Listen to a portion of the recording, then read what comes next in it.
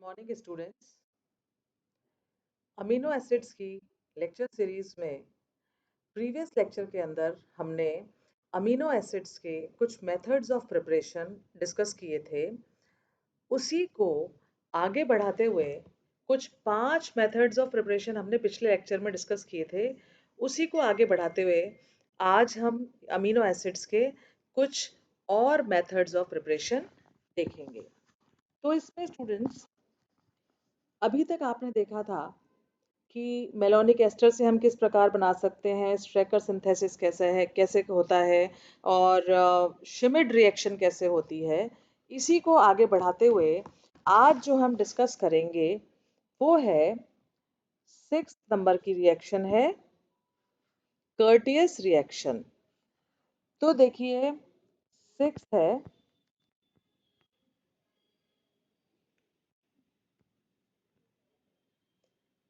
है Curtius reaction.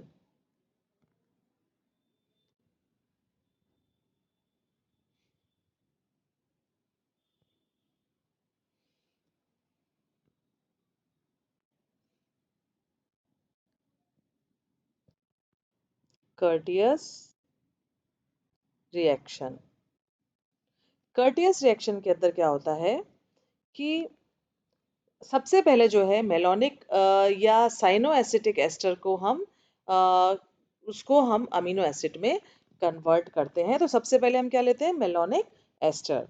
तो malonic ester क्या होता है, CH2 COO C2H5 C2H5। इसी प्रकार से यहाँ पर भी COO C2H5 C2H5 ये लेते हैं।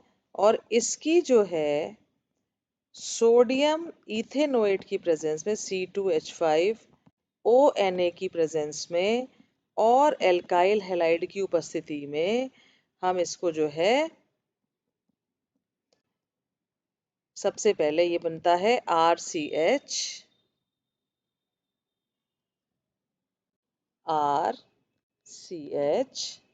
COO C2H5 और फिर ये COO C2H5। फिर जो है जो कि फर्दर KOH की प्रेजेंस में 1 मोल ऑफ KOH हम लेते हैं तो उसकी प्रेजेंस में ही बनता है RCH COO के और ये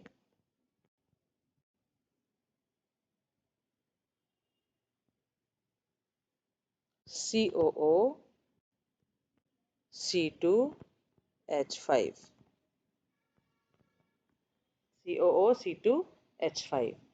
फिर इसको जो है NH2 NH2 और HNO2 की प्रेजेंस में जब रिएक्ट कराते हैं तो acid azide RCH COOH CON3 acid azide बनता है। एसिड एजाइड बनता है। और इसके बाद जो है जब further C2H5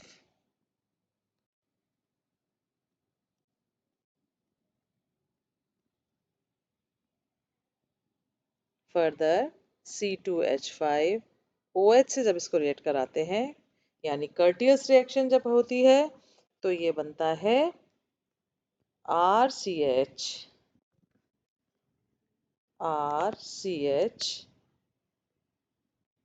COOH COOH NH COO COO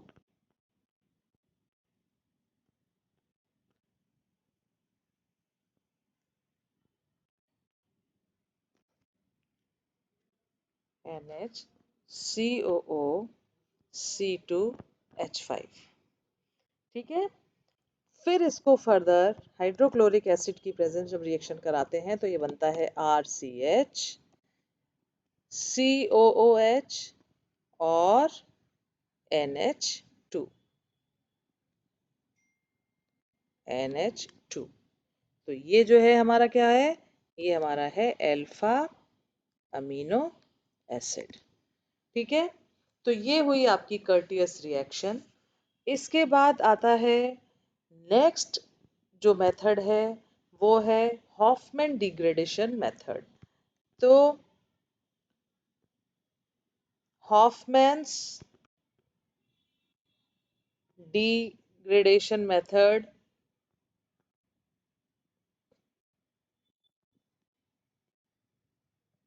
इसमें क्या होता है कि इसमें अल्फा अमीडो एस्टर के जब हम हॉफमैन निम्नीकरण से हम जो है अल्फा अमीनो एसिड को प्राप्त करते हैं, जैसे कि RCH COO C2H5 CONH2 और इसको ब्रोमीन हाफमैन ब्रोमेमाइड जो रिएक्शन हाफमैन ब्रोमेमाइड रिएक्शन होती है ब्रोमीन और KOH की प्रेजेंस में, तो क्या बनता है RCH COO C2H5 NH2। ठीक है। फिर इसका जब हाइड्रोलिसिस कराते हैं तो इसका हाइड्रोलिसिस कराने पर हमें प्राप्त होता है RCH COOH NH2। ये क्या हो गया, ये हो गया alpha amino acid. Next method जो है वो है डेरेप्स्की सिंथेसिस। डेरेप्स्की सिंथेसिस।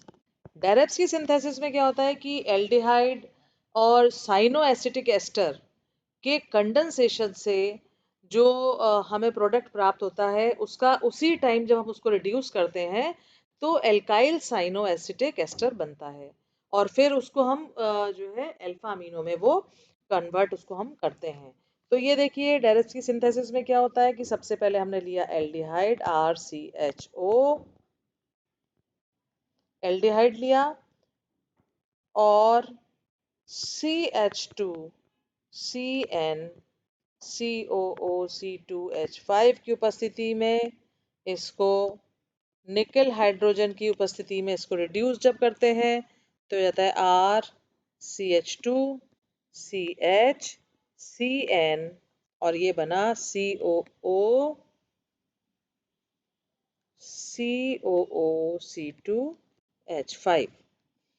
फिर इसको फर्दर हाइड्रोजन की उपस्थिति में NH2 और HNO3 की उपस्थिति में हम इसको RCH2 CHCN CON3 यानी एजाइड में कन्वर्ट कर देते हैं। उसके बाद नेक्स्ट जो है फिर हम इसको इथाइल अल्कोहल की प्रेजेंस में C2H5OH और HCl की उपस्थिति में हम इसको जो है RCH2CH COOH NH2 इसमें कन्वर्ट कर देते हैं। ठीक है। तो ये जो है हमारा हमें अमीनो एसिड प्राप्त हो जाता है। तो ये थी बात डायरेप्स की सिंथेसिस की। इसके बाद नेक्स्ट मेथड है, नाइन्थ मेथड जो है वो मेथड है कूप सिंथेसिस। कूप सिंथेसिस जो है उसमें क्या होता है कि अमोनिया के प्रेजेंस में कीटो एसिड्स का रिडक्शन जब हम करते हैं तो हमें अमीनो एसिड्स प्राप्त होते हैं। तो देखिए कैसे कि R C double bond O COOH plus NH3, ये अमोनिया के प्रेजेंस में इसको रिड्यूस करने, इसको ये जो है पहले बनता है RC double bond NH COOH, फिर इसको जो है हम पैलेडियम की उपस्थिति में इसका हाइड्रोजनेशन करने पर ये प्राप्त होता है हमको RCH COOH NH2। तो ये हमारा बन गया अमीनो एसिड। इसके बाद जो है नेक्स्ट सिंथेसिस है 10th नंबर का अर्लिन मेयर एज़ेलेक्टॉन सिंथेसिस। ये है अर्लिन मेयर एज़ेलेक्टॉन सिंथेसिस। तो अर्लिन मेयर एज़ेलेक्टॉन सिंथेसिस में क्या होता है कि इसमें जो है एरोमेटिक एल्डिहाइड और हिप्यूरिक एसिड यानी बेंजोइल ग्लाइसिन जो होता है, उस इन दोनों का आप जब कंडेंसेशन करते हैं एसिटिक एनहाइड्राइड और सोडियम एसीटेट की प्रेजेंस में, तो जो है हमें पहले तो एज़ेलेक्टॉन प्राप्त होते हैं और उसके बाद जो है एज़ेलेक्टॉन को जब हम 1% सोडियम हाइड्रोक्साइड के साथ गर्म करते हैं तथा सोडियम अमलगम के द्वारा हम इसका जब रिडक्शन कराते हैं तो हमें हाइड्रोलिसिस पर अल्फा अमीनो एसिड्स जो है वो प्राप्त होते हैं। तो वो कैसे है सबसे पहले क्या हुआ,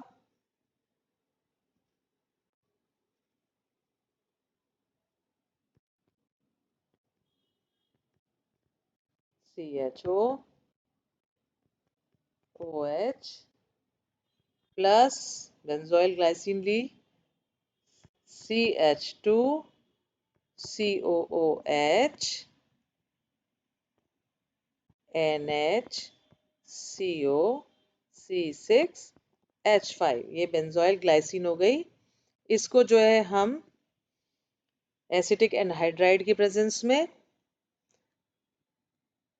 OH जब रिड्यूस कराते हैं तो ये बनता है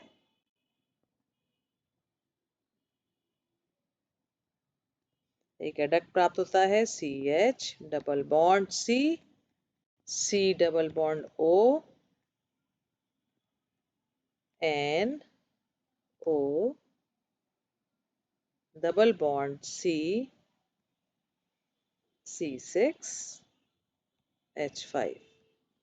ठीक है, फिर जो ये प्रोडक्ट हमें प्राप्त हुआ इसको हम NaOH की प्रेजेंस में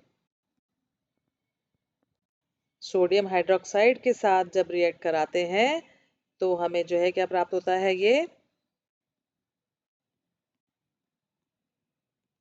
तो OH ही रहेगा ऐसे ही CH COOH NH CO C6H5। ठीक है, फिर इसको जो है सोडियम अमलगम की प्रेजेंस में इस प्रोडक्ट को सोडियम अमलगम की प्रेजेंस में जब हम इसकी अभिक्रिया करवाते हैं तो हमें प्राप्त होता है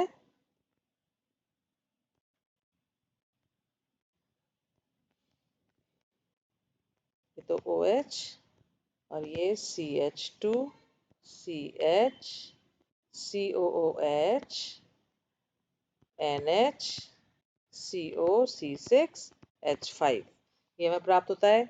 फिर इसका जब हम हाइड्रोलिसिस कराते हैं H3O प्लस की प्रेजेंस में तो जो है हमें प्राप्त होता है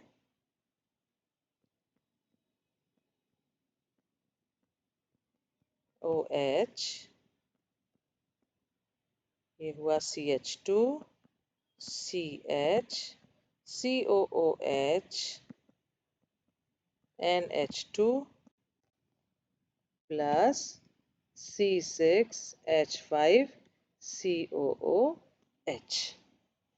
तो इस तरह से ये जो है हमें ये अल्फा अमीनो, क्योंकि अल्फा पोजीशन पर है, अल्फा अमीनो एसिड हमें प्राप्त हो जाता है। तो ये मेथड जो था आपका अर्लेनमेयर एज़ेलेक्टॉन सिंथेसिस था। अब 11th मेथड जो है वो है हाइडेंटॉइन मेथड।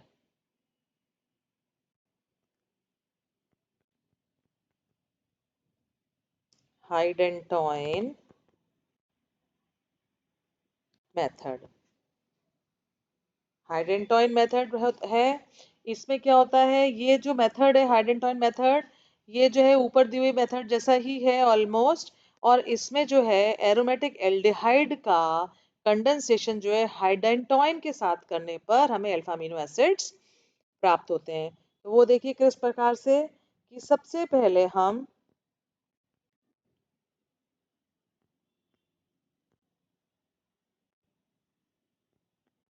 NHCHO, तो ये है इंडोल 3 एल्डिहाइड, ये है इंडोल 3 एल्डिहाइड।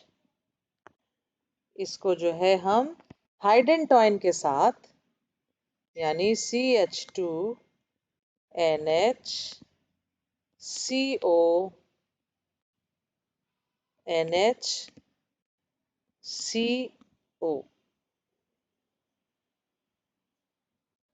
CO हाइडेंटॉइन के साथ जो है, ये क्या है अपना, ये है हाइडेंटॉइन के साथ जब हम इसको कंडेंस करते हैं एसिटिक एनहाइड्राइड की प्रेजेंस में, CH3CO होल ट्वाइस O, इसकी प्रेजेंस में जब हम इसको कंडेंस करते हैं तो हमें प्राप्त होता है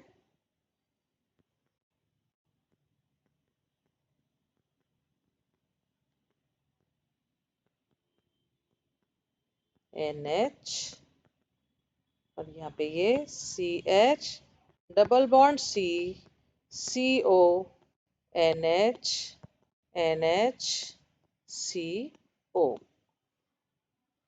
इसको हम सोडियम अमलगम की प्रेजेंस में हम इसको रिड्यूस कराते हैं, तो जो है हमारा हमें क्या प्राप्त होता है,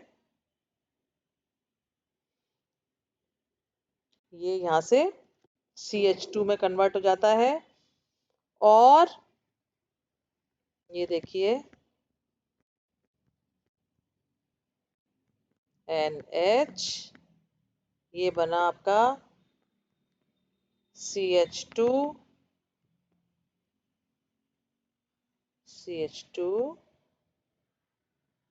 CH NH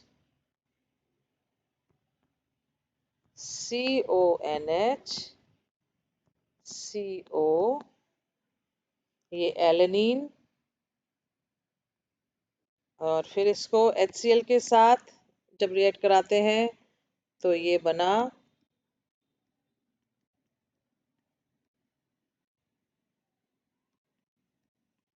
NH, ये बना CH2 CH NH2, और ये COOH। तो ये हमारा बन गया अल्फा अमीनो एसिड, जिसका कि नाम क्या है, इसको हम ट्रिप्टोफेन के नाम से जानते हैं, ट्रिप्टोफेन। और इसके साथ में जो बाय प्रोडक्ट्स निकलते हैं वो है अमोनिया प्लस CO2। ये दो चीजें जो हैं इसके साथ में निकलती हैं। तो इस मेथड के द्वारा क्या होता है कि फेनिल एलिनीन और टायरोसिन जो है उन्हें भी हम सिंथेसाइज कर सकते हैं। तो और इसको जो है बाद में बुकनर ने जो है इसको इसमें जो है इसने संशोधन किया, और जो है इस फिर जो बुकनर के द्वारा जो संश्लेषित विधि थी उसको हम ये बुकनर हाइडेंटॉइन सिंथेसिस कहते हैं। बुकनर हाइडेंटॉइन सिंथेसिस कहते हैं। उन्होंने क्या किया, बुकनर ने क्या किया,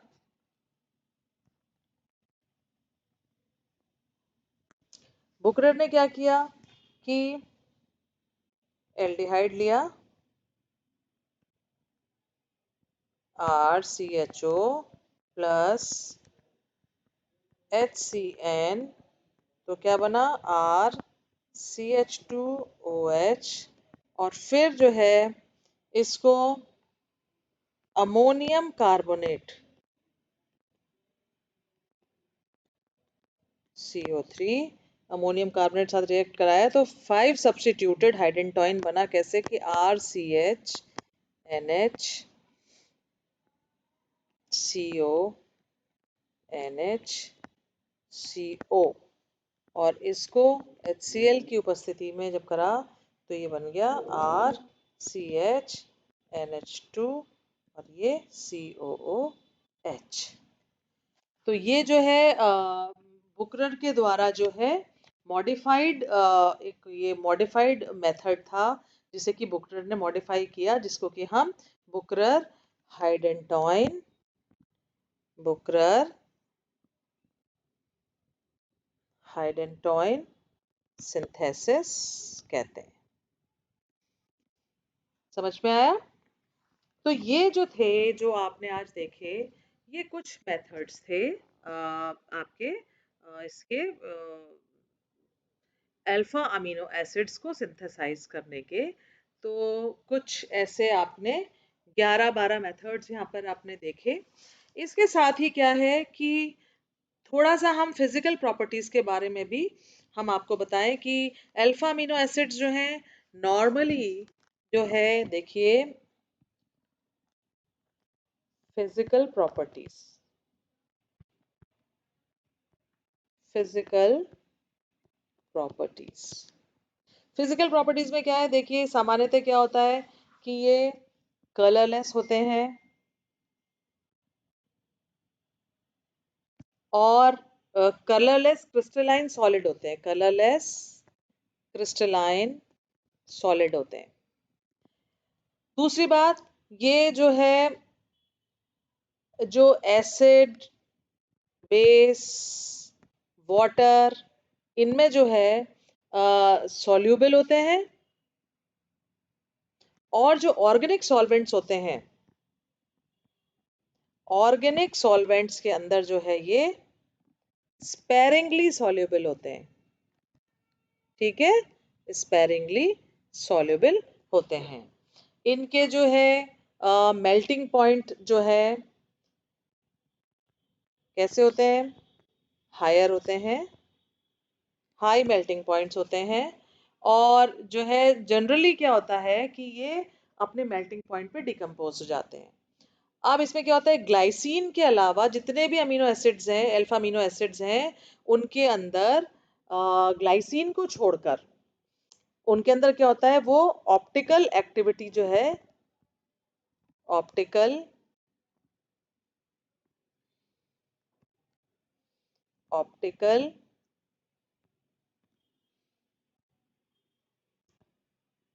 एक्टिविटी शो करते हैं ग्लाइसिन को छोड़कर। अब इसमें क्योंकि क्या होता है कि इनके अंदर सब में जो है एक एसिमेट्रिक कार्बन एटम होता है, तो ऑप्टिकल एक्टिविटी शो करने के कारण क्या होता है कि इन सब के अंदर क्या होता है कि एसिमेट्रिक कार्बन एटम होता है, तो इसलिए ये ऑप्टिकल एक्टिविटी शो करते हैं। इसके अलावा क्या होता है कि अमीनो एसिड्स के जो हैं डायपोल मोमेंट के जो वैल्यूज होते हैं, डायपोल मोमेंट के जो वैल्यूज होते हैं वो भी हाई होते हैं, हाई डायपोल मोमेंट होता है। इसके अलावा क्या होता है कि जो अमीनो एसिड्स हैं उनका जब हम स्पेक्ट्रल एनालिसिस किया तो उससे ये पता चला कि इनमें जो है फ्री अमीनो तथा फ्री कार्बोक्सिलिक ग्रुप नहीं होता। कोई भी इनमें जो अमीनो ग्रुप है और जो इनके अंदर कार्बोक्सिलिक ग्रुप है वो फ्री नहीं होता, फ्री तो नहीं होता। तो क्योंकि इनके स्पेक्ट्रम जो है NH2 और COH समूह के विशिष्ट बैंड जो है वो प्रदर्शित नहीं करते हैं, तो एक इनकी ये प्रॉपर्टी थी। और इसके अलावा क्या होता है कि इनकी जो इनका जो एब्जॉर्प्शन होता है वो जिस रेंज का होता है वो 3000, और जैसे 3000 3130 से 3000 ऐसे, ये है इनके कि 3130 3130 और 3000 सेंटीमीटर इनवर्स की रेंज का होता है। और जो है फिर ये 1600 से 1500, 1500, फिर 1550 से जो है 1480 सेंटीमीटर इनवर्स। तो इस पर जो है इनका अभिलाक्षणिक अवशोषण होता है। तो ये जो है COO नेगेटिव जो है अमीनो, ये तो इनके जो है, ये तो हुआ NH3 प्लस के लिए। और जो COO है, जो COO नेगेटिव है, उसके लिए जो एब्जॉर्प्शन बैंड जो होता है वो होता है 1600 से 1500 सेंटीमीटर इनवर्स पर। तो इन जो है इन प्रॉपर्टीज के आधार पर अमीनो एसिड्स के जो है हम डाइपोल स्ट्रक्चर और इनके जो है ज्विटर आयन स्ट्रक्चर, इनकी जो है वो उसकी ज्विटर आयन स्ट्रक्चर का को प्रस्तावित किया गया इनके इसके आधार पर। ठीक है, तो इनकी जो अपने जो ऊपर प्रॉपर्टीज बताई। अब जो है अमीनो एसिड्स जो हैं इनके आप देखिए कि ज्विटर आयन स्ट्रक्चर कैसे इनका, कि क्या हो सकता है कि जैसे CH, COO नेगेटिव और NH3 पॉजिटिव और ये R। ठीक है, तो ये जो है ये क्या है, ज्विटर आयन, और ये इसका सेकेंड फॉर्म इसकी क्या हो गई, NH2। जी बाकी आपको ये पता ही है, COO है जो हम लिखते आ रहे हैं आगे से पहले से, ये हो गया। तो ये तो क्या हो गया इनका, ये तो अमीनो एसिड वाली फॉर्म हो गई, अमीनो एसिड फॉर्म होगी इनकी। और दूसरी जो है ये क्या हो गई, ये है